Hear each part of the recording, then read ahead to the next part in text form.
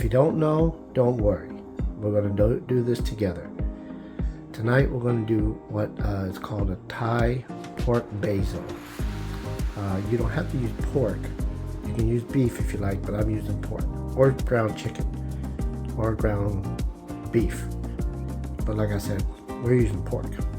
So we got some garlic, shallots, sugar, oil I put in there, the measurement. Some hot chili pepper, not Thai ones because I didn't have none. And the store didn't have it that I usually go to. So I'm just going to use this. This is fine. This is good. Got an egg. You'll see what the egg's for. Of course, the basil, light soy sauce, fish sauce, and oyster sauce. So I'm gonna prep the garlic and the shallots and hot pepper, and then we'll be right back and get ready for the cooking. All right, hold tight. Okay, so we got everything ready to go now. Like I said, some people you can look for this type of menu, the basic menu online anywhere, and then play around with it to make it your own. I don't use dark soy sauce. I use the light one. In place of the dark soy sauce, I use a little bit more oyster sauce. Okay, but I do have fish sauce in there, and I use pork. Okay, some people can use ground beef or ground chicken, ground turkey, or even ground fake meat, whatever that is. Okay, but here's the oil, and everything's chopped up, ready to go. What I'm going to do is I'm going to pour the oil into the pan, get it hot, and then we're going to cook up. We're going to start frying up the shallots and the garlic. You know, not too long, about 3 minutes. Okay, so we'll be right back. Let's let this oil get a little hot there, and then I'll be right back in about 2-3 seconds. Hold up. All right, we're back. So the grease is hot. We're gonna turn it down to like maybe like medium high. Okay, and then we're going to actually start cooking up the shallots and the garlic. All right, here we go. Look at that.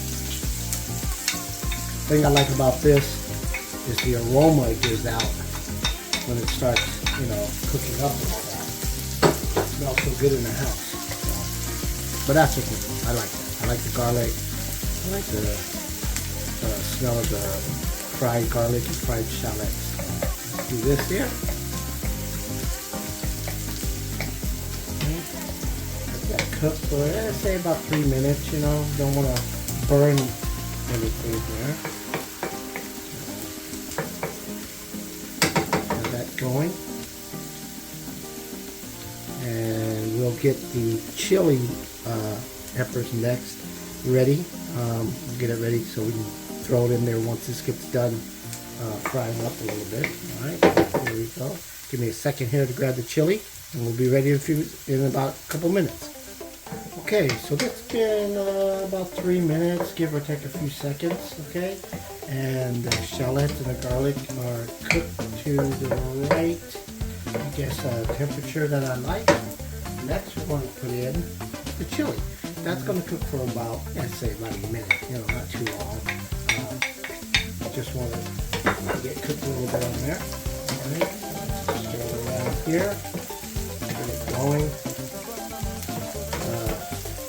For this, and then we're going to add the pork next. Okay, and like I said, you don't have to actually use pork. You can use beef or any grounded meat, preferably. You don't have to have it grounded, but grounded pork, grounded turkey, grounded chicken, even that plant-based. I tried it before. I cooked this, so it's like a vegetarian type of dish where there's no real meat, even though we have to use the oyster sauce. But yeah, it was actually pretty good. It was actually pretty good. As long as you get the base of the ingredients right, then you're ready to go. So what I'm going to do is I'm going to move this stuff to the side like this. Some people take this out. They like to take all this cooked stuff out of there. And some don't. Okay, I prefer not to take it out. I leave it right in there, let it do its thing, and then I'm gonna grab the pork and I'm gonna place it in there. Give me a second here. All right, welcome back. Here's the pork. Place it in there. Turn up.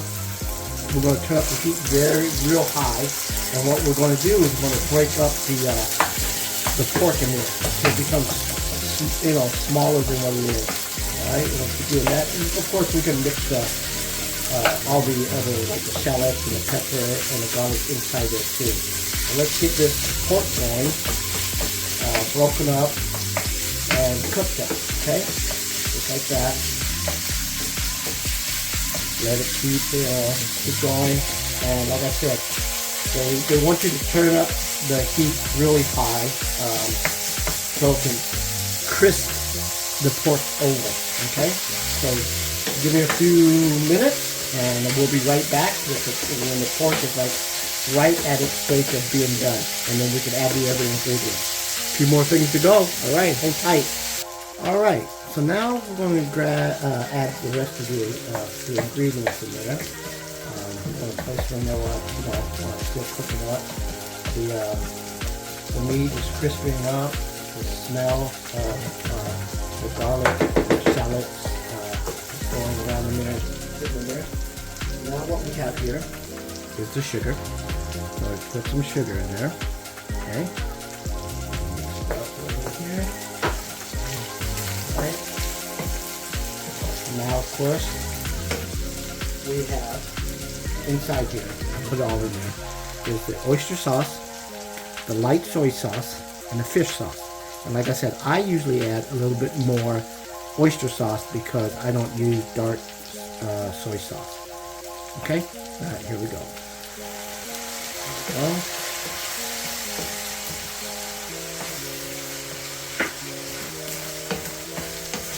We're going to let that cook up some there. And mix it up. Gives it the color that it needs.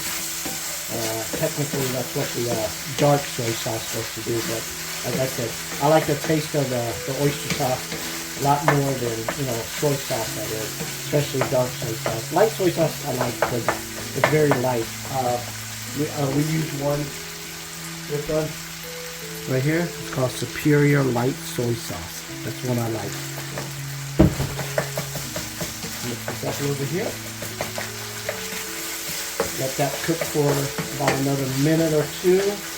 We'll get all the seasoning that we put in there, aka the sausage, in there. I should break up some of the meat product right here. Alright, bear with me.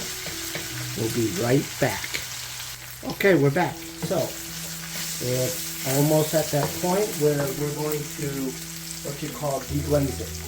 You can add just regular water or chicken broth. Okay, I use just regular water because I like the flavoring of what's already in there. I don't want to add the chicken flavor. So I stir this in, let that go, cook it up a little bit, and the last thing we're going to do is we're actually going to stick the basil in there. So I'm going to grab the basil, and we'll be right back. Okay. Okay, I'm back. Here's the basil. I wish it was Thai basil, but didn't have none at the store, so I'm just going to use this regular basil. It's not Italian basil. It's just, I guess it's some Asian Chinese basil or something like that. It's good. I used it before. So I'm putting it on there. I like a lot of it because, of course, the name of the dish is the Thai basil, pork and basil, or beef. So mix it up. Let everything, let the basil in there start wilting up. Cooking in with it like this. Get this stuff in here.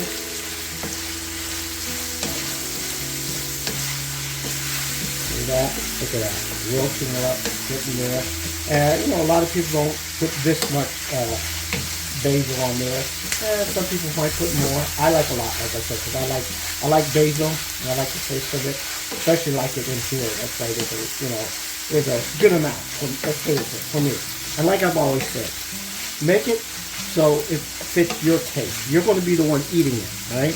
And if you're feeding other people and it tastes good to you and it tastes good to them, then that's your recipe. That's how you do it, okay? I might add a few more basils on here. Hold on one second here.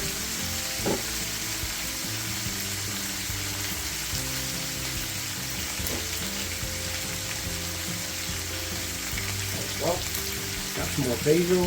Put it in there like that. Let that wilt in there like that. A little bit more. That out of the way. Mix it up. Okay. The heat is turned, like kind of medium high, because I still want the pork to crisp up. And of course, all that water we put in. See that? All that water made this so it doesn't burn and gave it all this residue on here. It's going to make it taste really, really good. So here we go with that. The last step is what I showed you with the egg. And I'll be come back for you and show you what we're going to do with that. Okay? Let's finish this up here. So we'll keep you in suspense. A lot of you guys know, a lot of my Thai friends know what I'm going to be doing next. Okay? And if I mess this up, don't mean to offend anybody, especially my Thai friends, but that's how I've been doing it for a while.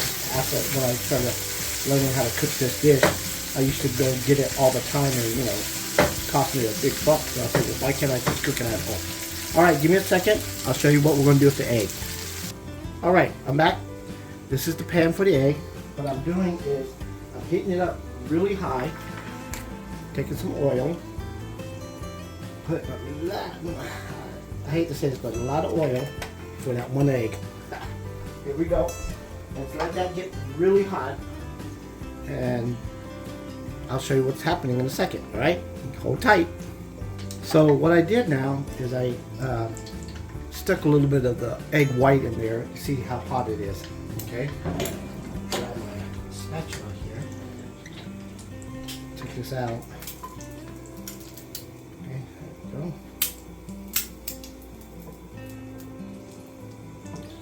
Just take out that so it doesn't burn. All right. Let me grab the egg white that I have. All right, welcome back. Here we go. Take the egg white, it's just the white. I'm going to pour it in there. And while the egg white is cooking, whoa, look at that. Why we do it this way is because we want the whiteness crispy and the center kind of runny. Not, not a real runny, but kind of runny. So we're going to cook that up. You see how it's crisping over right there? I'm going to make a little hole right here, right there. And watch this. Here we go. Now I'm going to take the yolk of it. Hopefully it doesn't fall out. There we go. And stick it on there just like that. Let it cook for a few minutes. For a few seconds, that is. Take my spoon and take some of this hot oil and just put it over the top of it. All I'm doing is trying to seal it up a little bit, so when it's done, it doesn't, it doesn't like start leaking out all the way through. So just like that. Okay. So now the outside is crispy. The center of it is still a little runny. There we go. Just the way we like it here. Look at that. Pop that. There we go. There we go. And now turn off the stove. Okay. I'm going to grab my plate right here with some paper towel on it. Okay. Because it's going to be this grease. So we're going to take this out right here. I'm going to actually stick it on this plate, let it absorb some of the grease. Okay, so there it goes right there. And I'll be right back and I'll put the dish together and show you what it looks like. Alright, welcome back. So now what we have here is the finished product. Some people like to put the Thai Kra Pao, sorry guys if I'm pronouncing it wrong, on the side, put the rice there and then put the egg. I like to put the meat and everything on top, with the eggs and then the egg on top. So And that's what it looks like there. Okay. All right.